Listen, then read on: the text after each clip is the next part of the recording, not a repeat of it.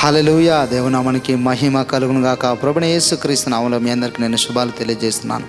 మత్తయి సువార్త 9వ అధ్యాయము 20వ వచనము. మత్తయి సువార్త 9వ అధ్యాయము 20వ వచనము. ఆ సమయమున ఇదిగో 12 సంవత్సరముల నుండి రక్తస్రావము గల ఒక స్త్రీ, నేను ఆయన పై వస్త్రము ముట్టితే బాగుపడుదునని తనలో తాను అనుకొని ఆయన వెనుకకు వచ్చి ఆయన వస్త్రపు చెంగను ముట్టెను. యేసు వెనుకకు తిరిగి ఆమెను చూచి, కుమారి, ధైర్యముగా ఉండుము, నీ విశ్వాసము నిన్ను బాగుపరచునని చెప్పగా ఆ గడియలో ఆ స్త్రీ బాగుపడెను. హల్లెలూయా.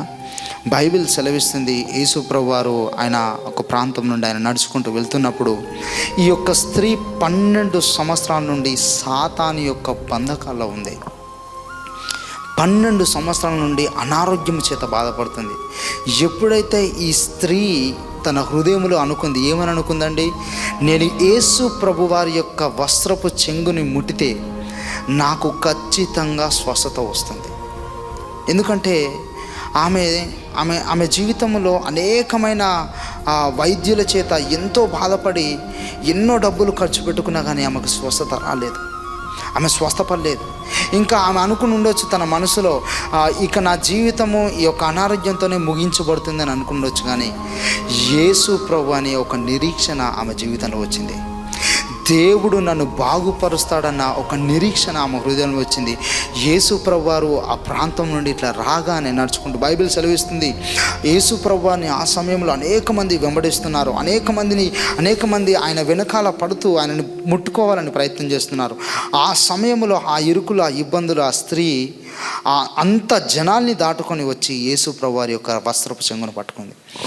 ఎప్పుడైతే ఆమె వస్త్రపు చెంగును పట్టుకుందో ఆమె విశ్వాసము ఎంత గొప్పదంటే వెంటనే ఆమెకు స్వస్థత వచ్చింది. ఆమె సంపూర్ణముగా స్వస్థత పొందుకుంది.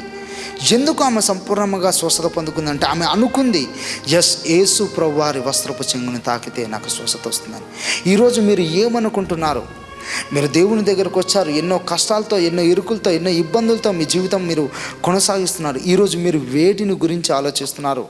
నేను ఆయన దగ్గరికి వెళ్ళి ఆయన సన్నిధిలో గనక ప్రార్థిస్తే ఖచ్చితంగా నాకు జవాబు వస్తుందని మీరు ఆలోచించాలి. ఖచ్చితంగా నేను జవాబును పొందుకుంటాను, ఈరోజు ఇంకా ఆయన పాదాలు వదిలే ప్రసక్తే లేదు అని మీరు ఒక నిర్ణయం తీసుకొని ఈ నిర్ణయం ప్రకారం మీరు ప్రభు సన్నిధికి వెళ్ళి ఆయన అడగడం స్టార్ట్ చేయండి. ఎందుకంటే మన దేవుడు అడుగు వాటికంటే, ఊహించు వాటికంటే అత్యధికముగా చేయగల దేవుడు, అత్యధికంగా ఇచ్చే దేవుడు. కాబట్టి ఈరోజు మీరు ఏ సమస్యతో బాధపడుతున్నారండి? ఏ ఇరుకుతో మీరు బాధపడుతున్నారు? ఏ ఇబ్బంది, ఏ బాధ, ఏ వ్యక్తి మిమ్మల్ని బాధిస్తున్నాడు? ఏ అప్పుల బాధ, ఏ ఒక అనారోగ్యపు బాధ మిమ్మల్ని బాధిస్తూ ఉంది? ఇప్పుడే వెళ్ళేసి ఈ క్షణంలోనే దేవుని యొక్క సన్నిధిలో మీరు మోకాలేయండి, దేవుణ్ణి అడగండి. ఖచ్చితంగా ఆయన మిమ్మల్ని మీ సమస్యలను బయటకు తీసుకొస్తాడు. 12 సంవత్సరాల అనారోగ్యం అండి. 1 సంవత్సరం కాదు, 2 సంవత్సరాలు కాదు, 10 సంవత్సరాలు కూడా కాదు, 12 years. 12 సంవత్సరాల బాధకు, 12 సంవత్సరాల కష్టానికి ఒకే ఒక సెకండ్లో ముగింపు పలకబడింది.